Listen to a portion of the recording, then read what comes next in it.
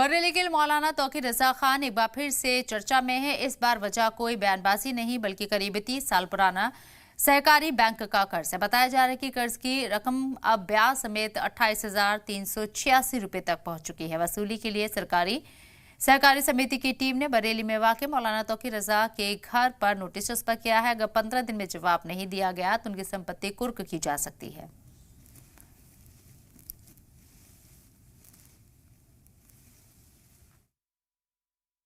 मौलाना तौकीर रजा की दिक्कतें फिलहाल कम होती दिखाई नहीं दे रही हैं। अब बदायूं की सहकारी बैंक ने जो है एक नोटिस चस्पा किया है और उस नोटिस में साफ तौर पे लिखा हुआ है उन पे जो बकायेदारी है उसकी अगर 15 दिन में आपने रकम अदा नहीं की तो इस मकान की कुर्की कर दी जाएगी। आपको बता दूं कि 1990 में जो है 5,055 रुपए की खाद मौलाना तौकीर रजा ने ली थी, लेकिन अब लगभग 35 साल का समय बीत चुका है। अब वो रकम 5,000 से बढ़कर 28,364 रुपए हो चुकी है और उसी का ये नोटिस लगाया गया था।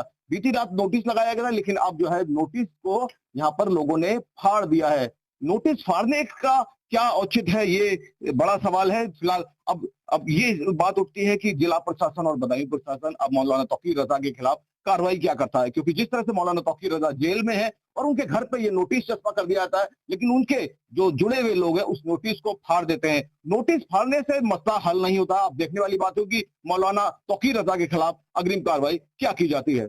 अजय कश्यप, जी मीडिया, बरेली।